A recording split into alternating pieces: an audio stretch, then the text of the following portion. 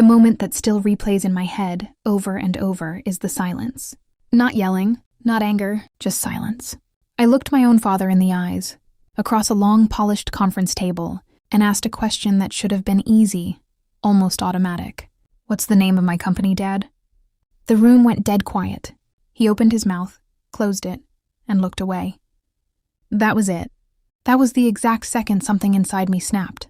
Because in that silence, I realized the truth I'd been avoiding my entire life. I wasn't family. Not really. And before you judge what I did after that, before you decide whether I was cruel or justified, tell me honestly, what would you have done if your own parent couldn't even remember?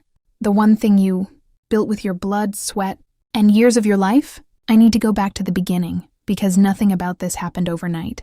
Growing up, I always thought I was lucky. My dad was successful, respected, the kind of man people straightened their backs around. He ran a mid-sized logistics company that everyone in our town knew by name. My mom used to say with this proud little smile that our last name meant something, and for a long time, I believed that meant I did too. I was the eldest child, the responsible one, the one who was always told, "You're going to take over one day." Those words shaped my entire identity. While other kids dreamed about sports or music or escaping town, I dreamed about earning my place at my father's side. I studied business in school, worked part-time jobs to understand the value of money, and spent summers at my dad's warehouse doing everything from sweeping floors to loading trucks. I told myself that starting at the bottom was honorable, that it was proof I wasn't spoiled. My dad would clap me on the shoulder occasionally and say, "Good work," and I lived for those moments. After college, I didn't even consider working anywhere else. I went straight into my father's company, or at least that's what I thought it was.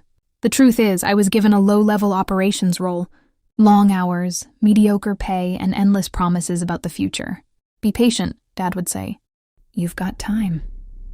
Meanwhile, my younger brother, who barely scraped through school and had zero interest in the business, was handed a management title within a year. When I asked why, Dad said it was about balance, about giving him confidence.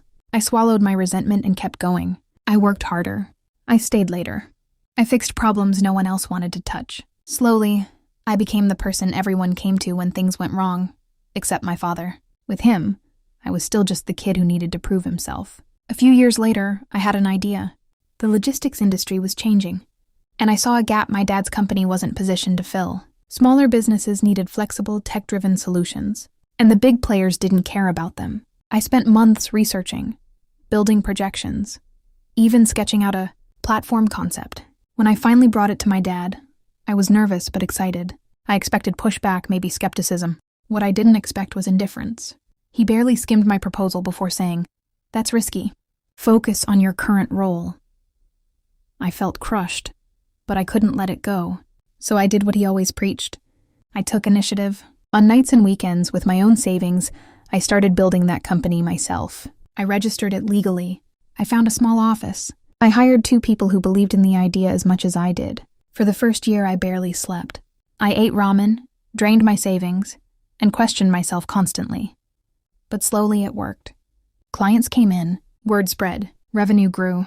That was when my dad suddenly became interested. He started asking questions, dropping by my office unannounced, telling people proudly, "That's my kid."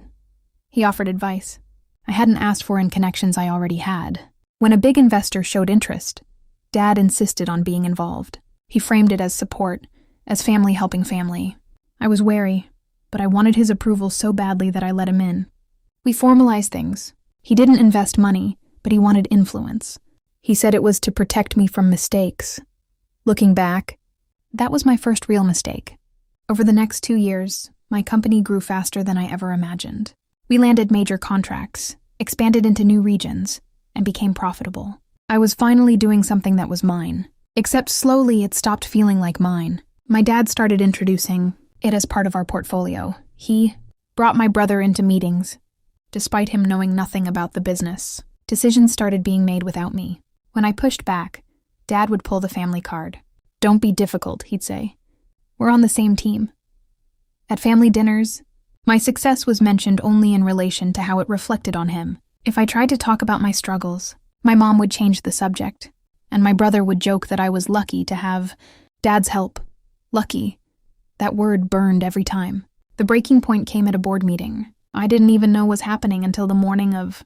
I walked into the conference room and saw people sitting there who worked for my dad's original company, not mine. My brother was at the table. My dad was at the head. I sat down confused but trying to stay calm. They talked about restructuring, about aligning my company more closely with my dad's brand. They talked about leadership changes, about me stepping back into a strategic role. I felt like I was watching someone dismantle my life while smiling politely. Finally, I interrupted and said, "Before we go any further, I need to ask something." Everyone looked at me. I turned to my dad and asked, "What's the name of my company, Dad?" The silence was suffocating. He blinked. He glanced at the papers in front of him. He smiled awkwardly and said, "You know, the new logistics arm." That was it. No name. No identity. Just an extension of him. My chest felt tight and my ears were ringing. In that moment, every ignored achievement, every brushed-off concern, every time I chose family over myself slammed into me all at once. I wasn't his child in that room. I was an asset, a tool. When the meeting ended, I walked out without saying another word. For days, I spiraled. I barely slept. I replayed that moment over and over, wondering if I was overreacting, if I was being dramatic. My mom called and told me I should apologize for embarrassing my father. My brother texted me that I needed to chill and think about the bigger picture. But the bigger picture was suddenly clear to me in a way it never had been before. I had built something real, and I was letting it be taken from me because I was desperate to belong. So that was the situation I was in, and I had to make a choice. Before I tell you what happened next, I want you to pause for a second and ask yourself what you would have done in my place. Would you have stayed quiet to keep the peace? Or would you have risked everything to finally stand up for yourself? Go ahead and comment what you would have done. Because this is where things stopped being polite and started being permanent. I met with a lawyer, quietly. I brought every document I had, every contract, every email. As it turned out, legally, the company was mine. Completely. My dad had influence, not ownership. The lawyer looked at me and said, "If you want to walk away, you can. If you want to fight, you'll win." Hearing that was both empowering and terrifying. I knew what fighting meant. It meant blowing up my family. It meant holidays would never be the same. It meant becoming the villain in their story. But for the first time, I asked myself a different question. What did staying loyal ever get me? I decided I was done being silent. I sent a formal notice to the board stating that all restructuring talks were suspended and that any further decisions would require my explicit approval as founder and CEO. Then I sent a separate email to my dad, asking for a private meeting. When we sat down, just the two of us, I laid everything out. I told him how that moment in the boardroom made me feel. How forgotten, how used. He laughed at first, like I was being ridiculous. Then he got angry. He said I was ungrateful, that without him I'd be nothing, that family doesn't sue family. That was when I realized he still didn't see me. So I told him calmly that I wasn't suing. I was reclaiming. I was removing his people from my company. I was cutting all ties between our businesses. And if he tried to interfere, then lawyers would be involved. The fallout was brutal. My mom cried and accused me of tearing the family apart. My brother stopped speaking to me altogether. Extended relatives called to tell me I'd lost my mind. Online, rumors spread that I was arrogant, that I'd stabbed my father in the back. But inside my company, something incredible happened. My employees rallied around me. They told me they'd been waiting for this, that they believed in my vision, not my dad's shadow. We rebranded slightly, clarified our mission, and focused harder than ever. Without interference, growth exploded. Within a year, we doubled our revenue. I hired more people, opened new offices, and finally felt proud without guilt attached. As for my family, the distance became permanent. Holidays are quieter now. Sometimes lonely, sometimes peaceful. My dad and I barely speak. When we do, it's polite and shallow. He still refers to my company as if it's a phase, something I'll grow out of. But I don't correct him anymore.